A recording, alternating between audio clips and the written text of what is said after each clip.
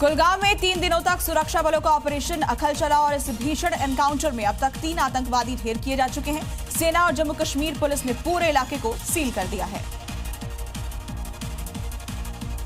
तस्वीरों को देखिए, कैसे आतंकियों को चुन चुन कर मारने के लिए इस साल का सबसे बड़ा ऑपरेशन कुलगाम में चलाया जा रहा है।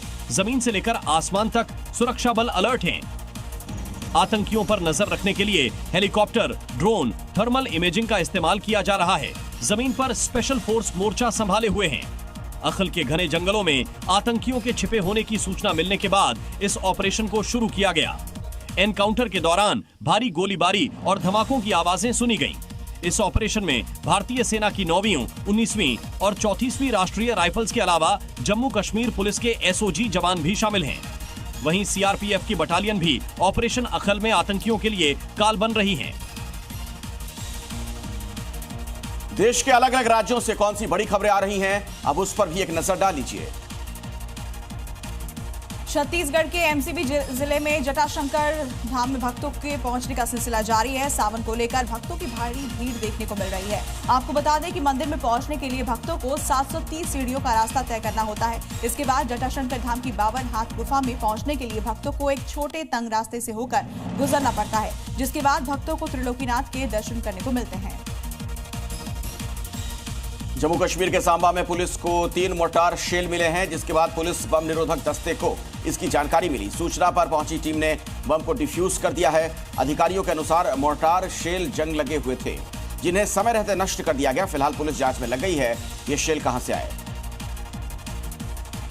यूपी के अमेठी में प्राइवेट स्कूल अब रीलबाजी का अड्डा बनता जा रहा है, जहां छात्र स्कूल में पढ़ाई की जगह रील बनाते दिख रहे हैं। ऐसा ही एक वीडियो अब सोशल मीडिया पर वायरल है, जिसमें छात्र छात्राएं स्कूली ड्रेस में भोजपुरी गानों पर रील बना रहे हैं। वायरल वीडियो की जी मीडिया पुष्टि नहीं करता, लेकिन बताया जा रहा है कि ये वीडियो अमेठी के जामो इलाके के एक स्कूल का है। गाजियाबाद के वसुंधरा इलाके में सोसाइटी की सीढ़ियां अचानक धड़ाम से गिर गईं, जिसके चलते 8 परिवार अपनी सोसाइटी में फंसे रहे। गनीमत यह थी कि हादसे के दौरान आसपास कोई मौजूद नहीं था, वरना हालात कुछ और होते। मामले पर ग्रीन यू अपार्टमेंट के लोगों का कहना यह कि आवास विकास की ओर से घटिया निर्माण काम किया गया था, जिसकी वजह से ऐसा हुआ है। ग्वालियर में नशे के खिलाफ बड़ी कार्रवाई की गई, जहां दिल्ली नारकोटिक्स डिपार्टमेंट की टीम ने एक फार्मा एजेंसी पर छापेमारी की। कार्रवाई के दौरान 42 पेटी नशीला कफ सिरप बरामद किया गया। जांच में सामने आया कि इस कफ सिरप का इस्तेमाल नशे के तौर पर किया जा रहा था। मौके से एक शख्स को हिरासत में लिया गया है। पुलिस अब पूरे नेटवर्क की जांच में जुटी है। देश के विभिन्न हिस्सों से कौन सी बड़ी खबरें आ रही हैं, अब उस पर भी एक नजर डाल लीजिए।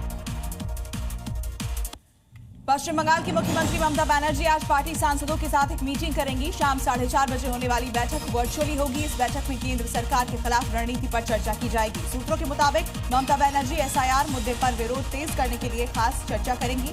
एसआईआर को विपक्ष लगातार केंद्र सरकार की साजिश बता रहा है। पश्चिम बंगाल के दीघा में बीजेपी के नेता शुवेंदु अधिकारी हिंदू एकता यात्रा में शामिल हुए। शुवेंदु ने ममता सरकार पर हमला बोलते हुए कहा कि बंगाल में हिंदुओं पर अत्याचार हो रहा है। मुर्शिदाबाद से लेकर वनस्थली तक जगह जगह हिंदुओं को पर अत्याचार हो रहा है। शुवेंदु ने कहा कि हमें अपनी आस्था और भविष्य की रक्षा के लिए एकजुट होकर आगे आना होगा। असम के मुख्यमंत्री हिमंत बिस्वा शर्मा ने राहुल गांधी पर बड़ा हमला बोला। बोडोलैंड में एक चुनावी सभा के दौरान हिमंत ने राहुल गांधी को देश विरोधी बताते हुए कह दिया। हिमंता के मुताबिक राहुल गांधी सिर्फ बांग्लादेशी और पाकिस्तानी मुसलमानों के साथ हैं, वो भारतीय हिंदुओं और यहां तक कि भारतीय मुसलमानों के साथ भी नहीं है।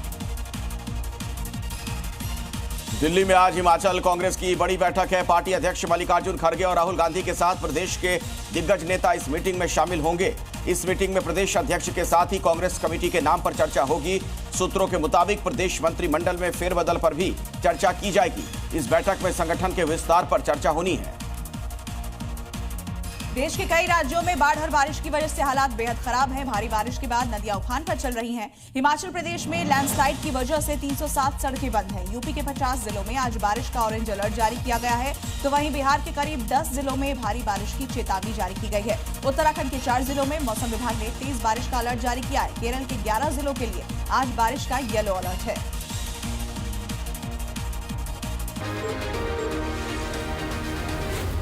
जी न्यूज़।